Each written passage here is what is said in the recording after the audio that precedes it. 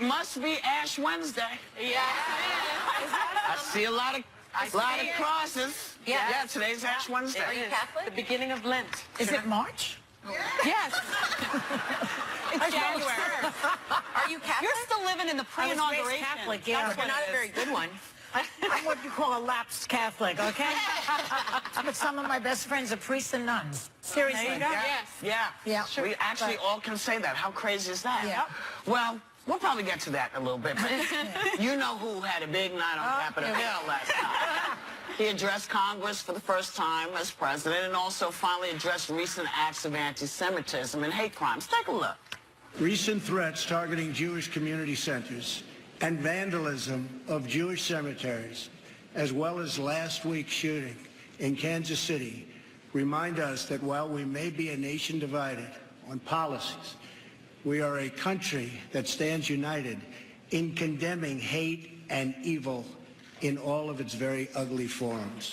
So he struck a more optimistic tone than he has, I think, in the past. But, you know, people are questioning, you know, was this theater? How long will it last? What is this? What did you watch? What did you think? I did watch. So in other words, if you put down racism and anti-Semitism, that's optimistic. That should be de rigueur, as they say. That's the regular. In comparison to the inauguration speech, that was very gloomy and like we're in a, you know, Well, this one was de-Bannonized. Yes. I think that's true, actually. Yeah. I think what happened was the likes of Steve Bannon and the people, this isn't working. People feel marginalized, and I'm hoping that he realized that.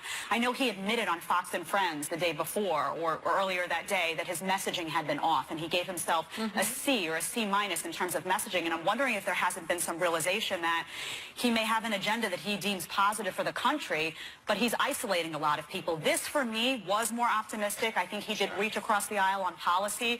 I had predicted that he would talk about infrastructure development, which is something Democrats often get behind. He talked about paid leave. He talked about working with Muslim nations to fight together against terror. He talked a lot terrorism. about Ivanka Trump's, I think, pet projects. I mean, we know that she's been very active in the White House. She's taken a lot of meetings within the White House. Paid family leave. Didn't the Clintons do paid family leave?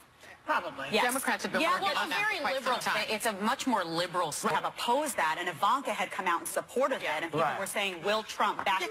We saw her hands, I think, a lot in that speech, and that was heartening for me. Well, I tell you, you know, now, listening to what he had to say about hate crimes and things, does it matter that hours before he spoke out against the hate crimes, he claimed that some of them could have been committed by people who just wanted to make him look bad?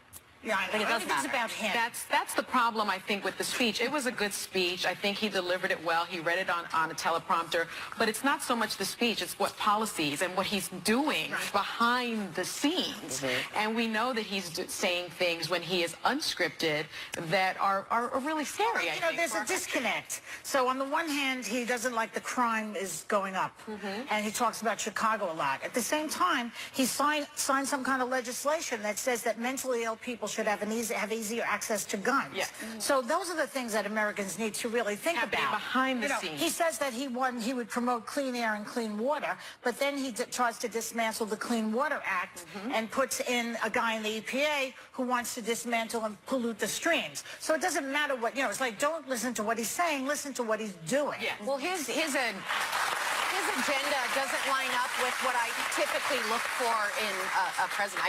I didn't vote for him, but I have been waiting for him to come out and say anything that resembles I'm everyone's president or uniting us. And although I agree, whether the sincerity was there hours before he had said something otherwise, I'd rather have him do something like this than what he's been doing, which is doubling down on stupid stuff that he said.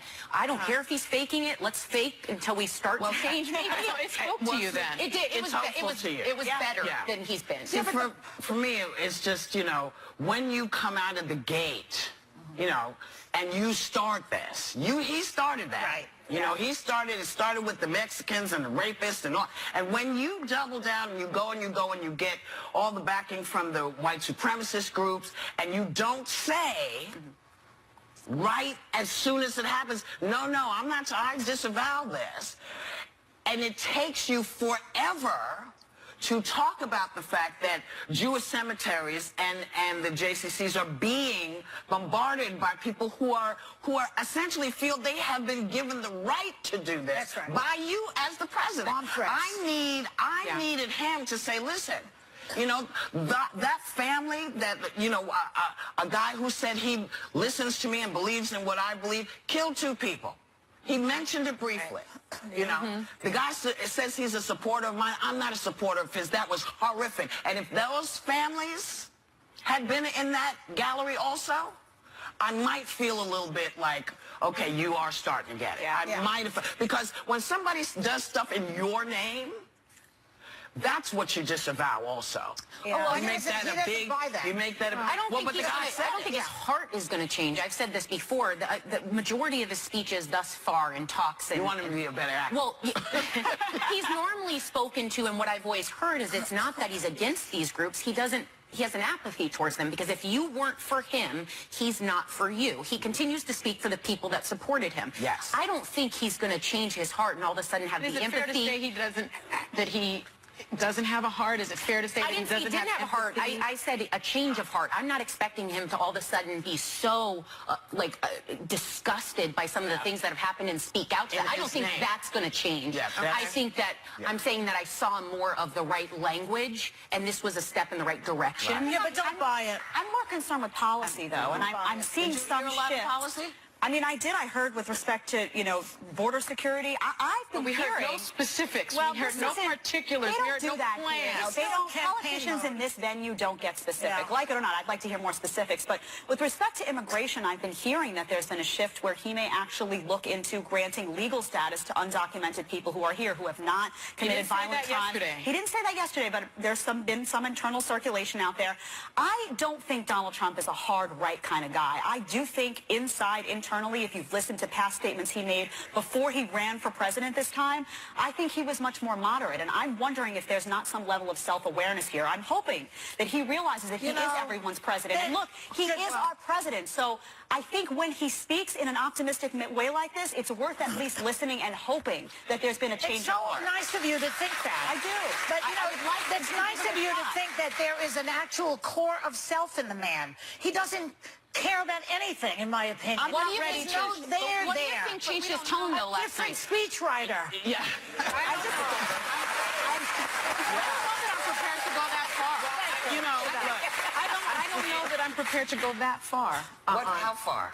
You know, that he just doesn't have a heart, or that he's never going to No, I don't change. think anybody said he doesn't have a heart. He has. I'm sure he has a His heart. moral compass. I'm sure, you know, there's lots to praise about Donald Trump.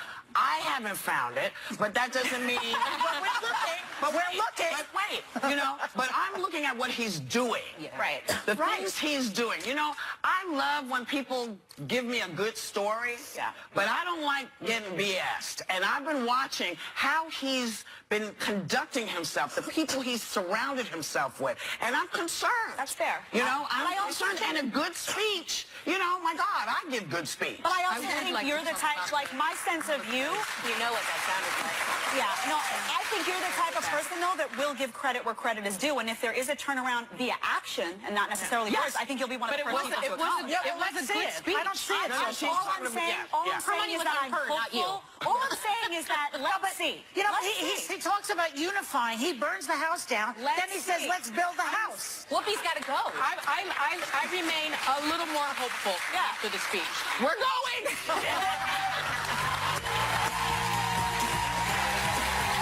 Still ahead, parent panic button. The secret code one dad gave his son that could save him from a dangerous situation. This week on The View, you know we've got the hottest topics around. Crazy! That's right. And we can't wait to hang with Patrick Stewart, Jennifer Beals, and, wait for it, the one and only Jennifer Lopez comes to our house. Wow! That is so exciting. Yes! It's one red hot week on The View on ABC. Legion star Aubrey Plaza talks about her online Parks and Rec reunion.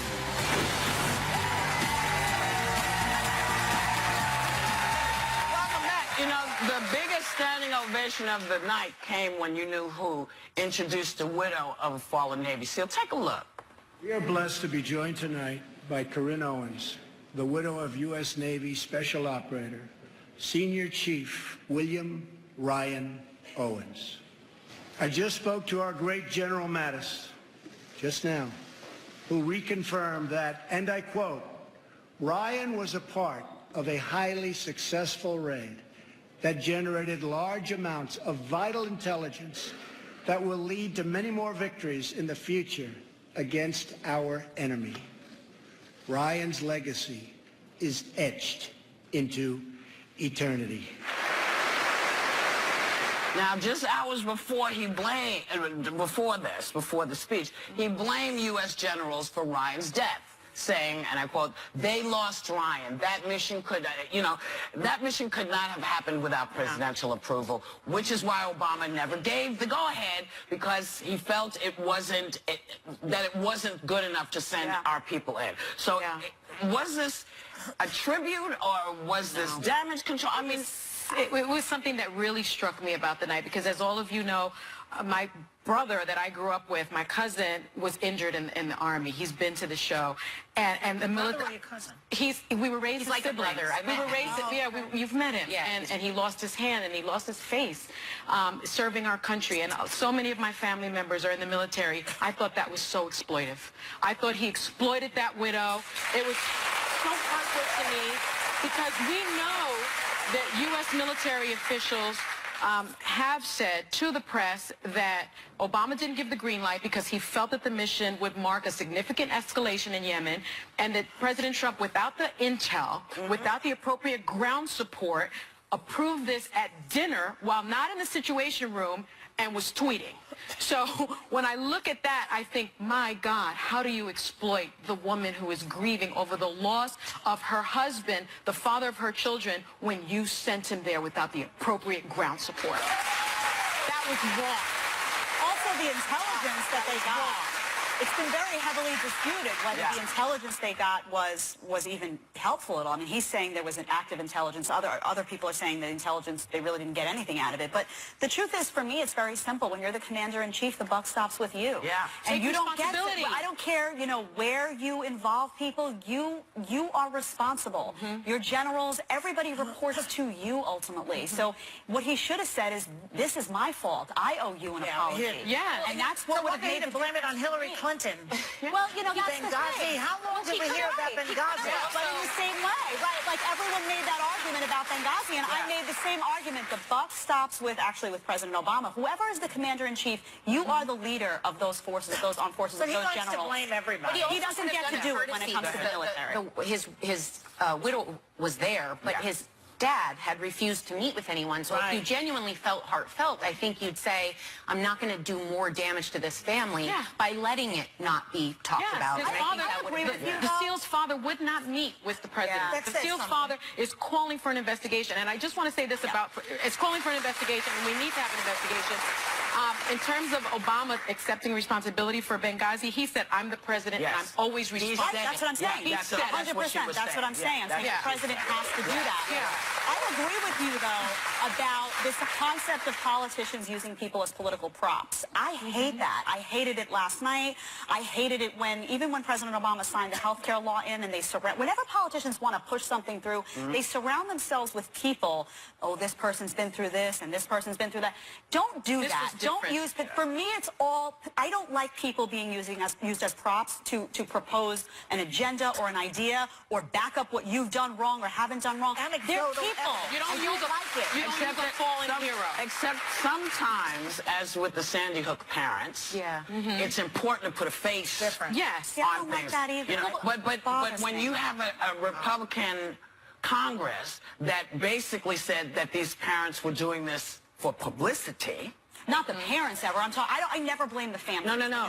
But I'm saying when you have people making those kinds of statements, you want people to take a look at these parents and see no parent does this stuff for publicity. No, I agree Nobody with you. puts Never. their public grief out. It's just unbelievable. And so when we come back, we're going to tell you about a task force that got some groans last night that he proposed. This is really interesting. We'll be right back.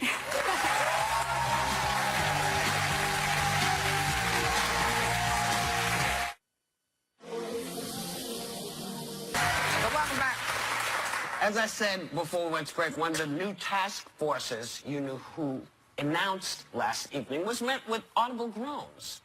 Take a listen.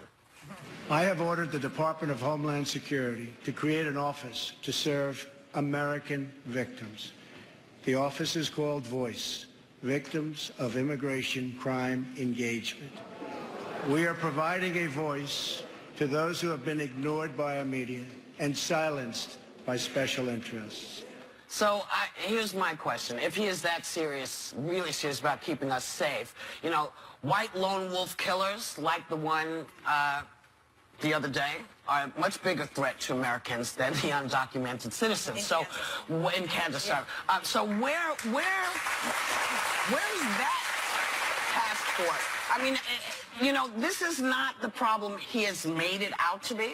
Yeah. But we do have a problem in this country where we have our own citizens deciding they don't like somebody's color, they think someone shouldn't be here, they don't like this, they don't like that, they don't like they're straight, and folks are going out and shooting. Where is the task force for that? That's what I want. Yeah, for gun control maybe? The task force for common sense gun control, we're not going to see that. Sorry, but I think you'll notice that, just one point, you'll notice that there was not one mention of Russia yesterday, his favorite subject, not one mention of his boyfriend Putin. Okay, only, so what I'm saying here is that this is another distraction away from the real issue, which is what happened with him in Russia. Except that when you start a task force and you have a family sitting up there who lost a family member to what he says was a illegal, he doesn't call them undocumented, he says illegal.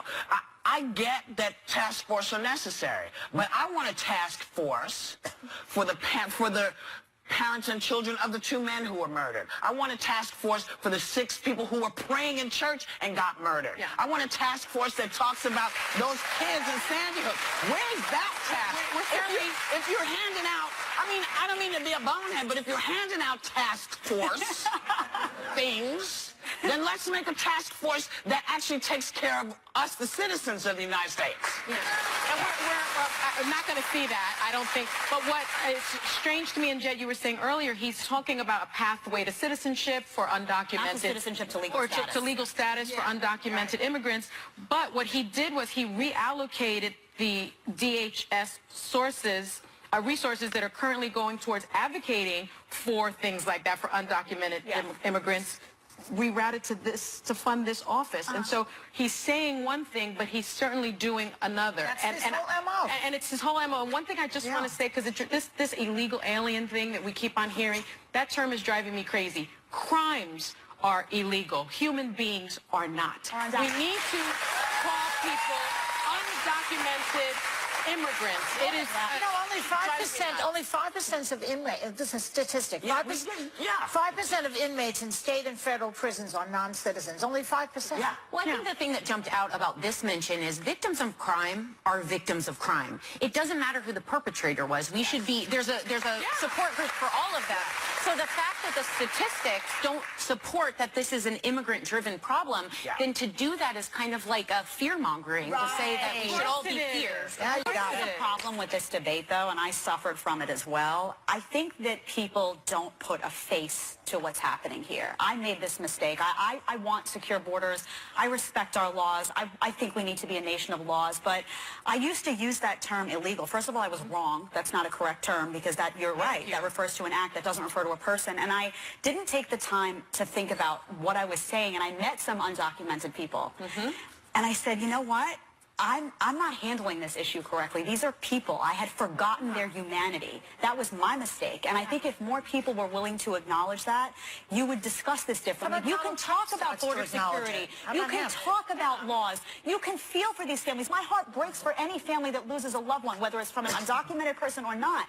But talk about people like they're people. Like they are people. We And all treat them accordingly. But once But once you bring the humanity into it, it is much harder to make edicts.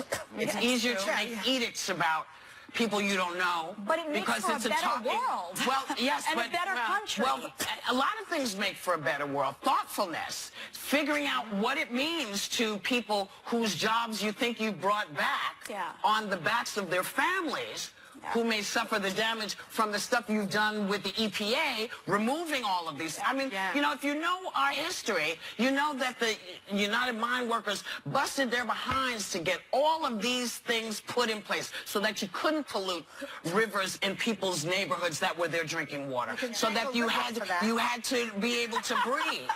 You know, whoever. Listen, it doesn't matter who did it. Well, it is liberal to do that. No, it was the mine workers who did it because they knew they were being killed. We're talking about the laws are made by liberals. But the laws are...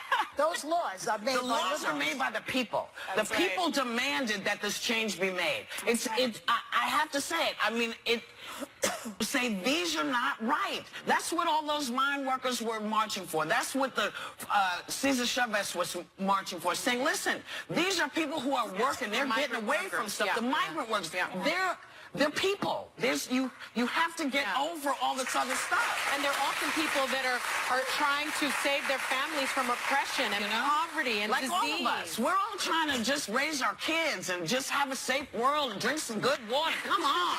We'll be right back.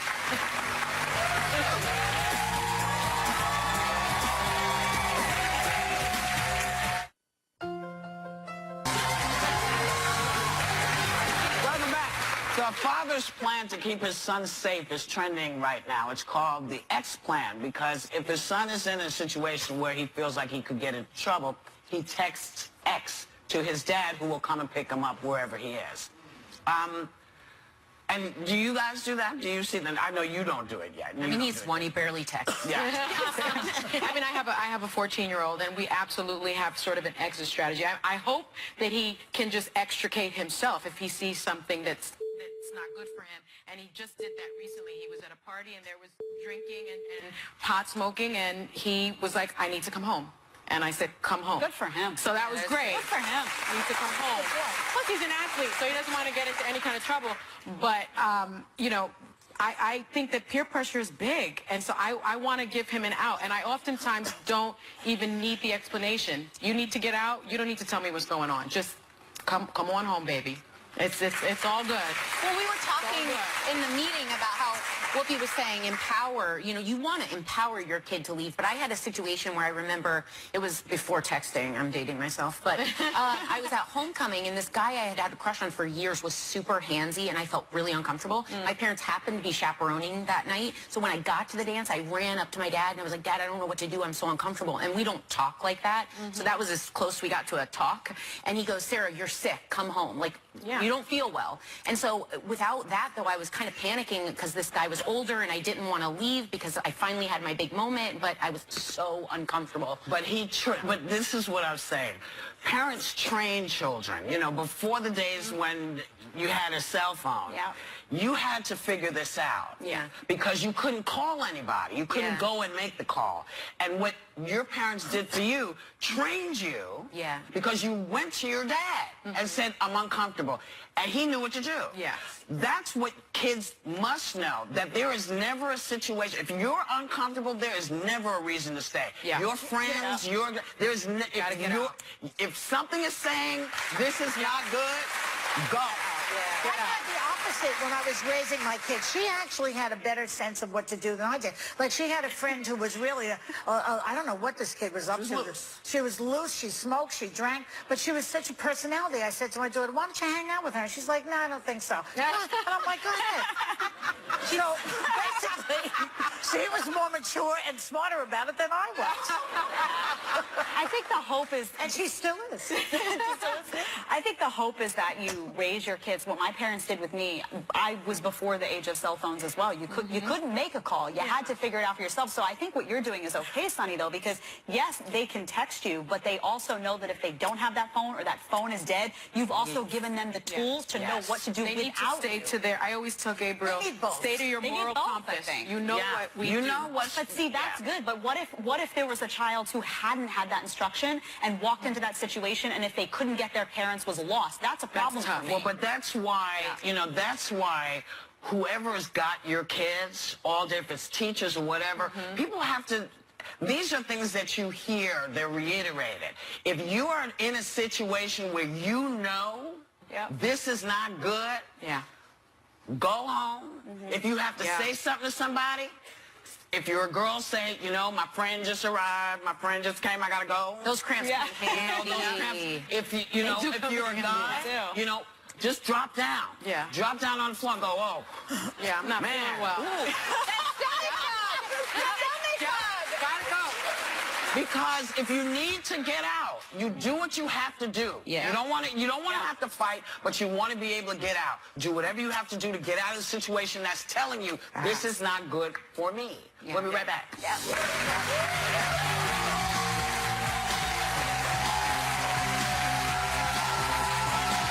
Next, Legion star Aubrey Plaza reveals her fan encounter that ended up with one of them in tears.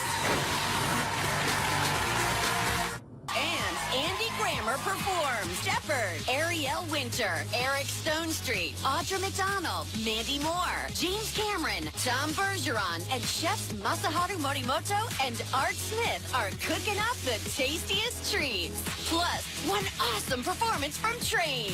Oh yeah! Here comes the view to We're going to Disney World!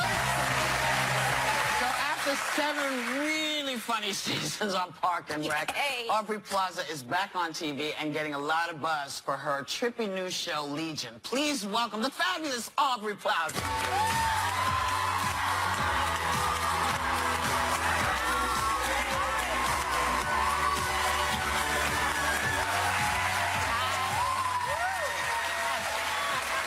So yesterday I did Seth Meyers and Aubrey was on, so I got to see her yesterday.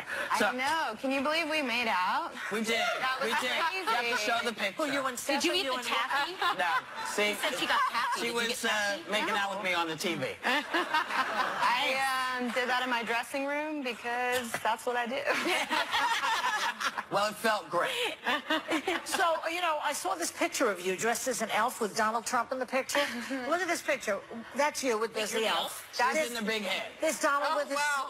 Donald with his son Baron. Yes, that's true. I'm dressed as Naughty the Elf.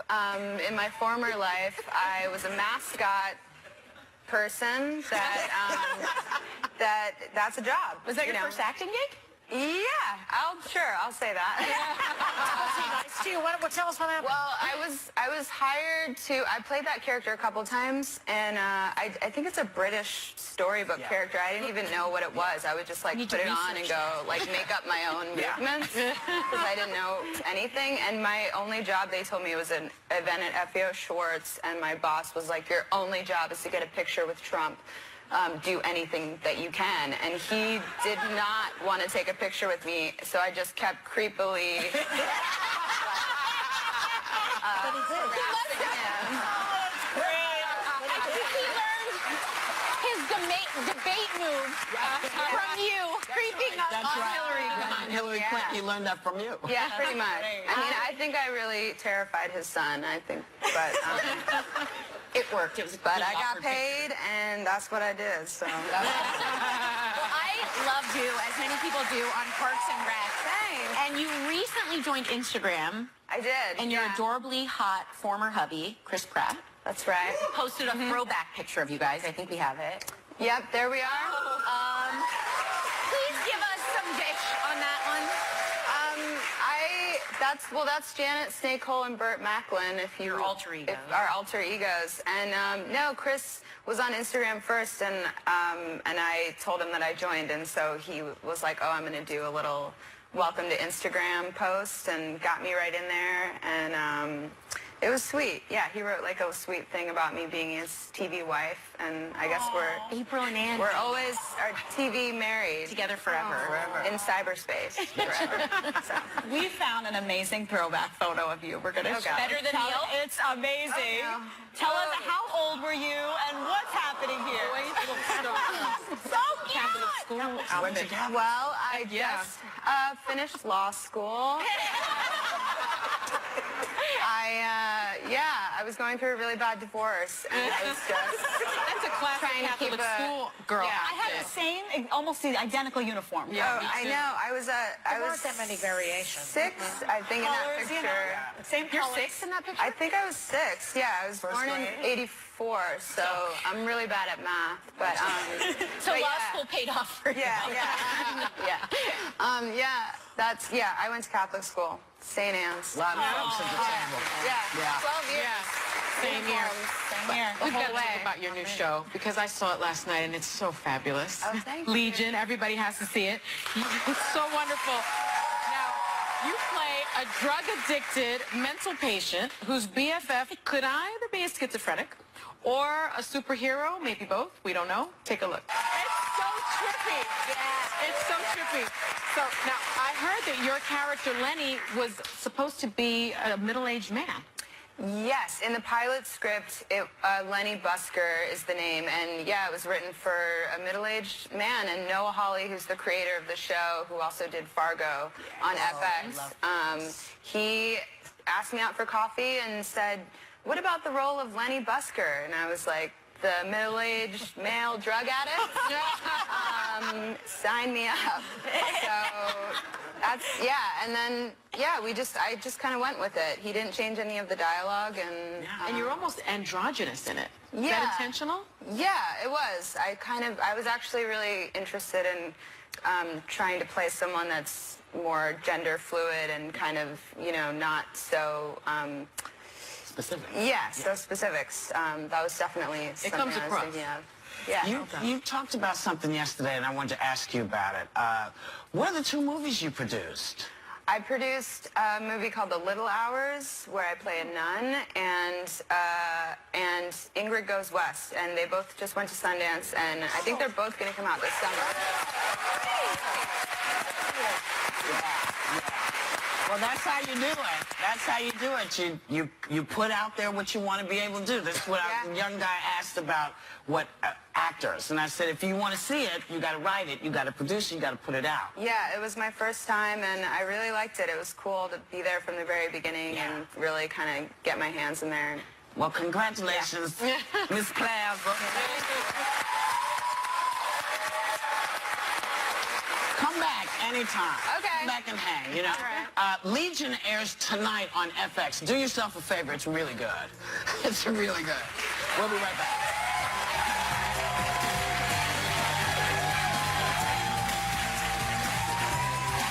The View wants to send a tomorrow. Logan star Sir Patrick Stewart throwing back Thursday to his Star Trek with Whoopi. So, welcome back. Did y'all see Moana? Did you see Moana? Yes. It's one of my favorite hair animations. That Oh, is yes. that is a great animated feature about hair. Yes. Moana's hair's doing stuff. Well, it's now available, and thanks to our parent company, Disney, members of our audience, you're getting a digital download of the film. Yeah, it's great. Yeah, it's wonderful. You know, all kinds of great stuff. So what's going on with your hands? What's going on with you? Oh, my hands. Oh, I need a manicure. I've been trying to hide my hands. From who? I have from everyone. I have chip nail polish. You can't really tell. Can't see it. You can't? Oh, it's terrible. Very dramatic. It's terrible. Drama. You know, I like to be finished. Well, you are finished. So is your nail polish. Your nail polish. What about you? Everybody's Oh, I hands don't good? consider it chipped until one full nail is off. This and one that's- copies from me. I get do. red, she gets red, right? Well, it always we looks like so good Jets on you, today. so I just chop Looks off your better on finger. her. She's got cute. Well, at least she's not reading you. How about you? What about me? I have. You don't wear You have nail clear. polish. I do clear at all times because that chips that looks Yeah. really tacky. Hey, look, so you know what? Thank you all for coming and being in our audience. You make it really fun. You make it something that it wouldn't be if you weren't here. And the same goes to you at home watching. We want you all to have a great day and take a little time to enjoy the view and her fingernail. We had such a great experience. It's great. Yeah. It's wonderful. You know, all kinds of great stuff. So what's going on with your hands? What's going on with your My hands. I need a manicure. I've been trying to hide my hands. From who? I have from everyone. I have chip nail polish. You can't really tell. You can't see it at You all. can't? Oh, it's terrible. Very dramatic. It's terrible. drama? You know, I like to be finished. Well, you are finished. So's your nail polish. Your nail polish. What about you? Everybody's Oh, I hands don't good? consider it chipped until one full nail is off. This and one that's- copies from me. I get do. red, she gets red, right? Well, it always we looks like so good Jess on you, so today. I just chop Looks off your better on fingers. us. She's got cute- Well, at least she's not reading you. How about you? What about me? I have. You don't wear You have nail clear. polish. I do clear at all times because that chips that looks Yeah. really tacky. It looks- So you know what? Thank you all for coming and being in our audience. You make it really fun. You make it something that it wouldn't be if you weren't here. And the same goes to you at home watching. We want you all to have a great day and take a little time to enjoy the view and her fingernail. We had such a great experience.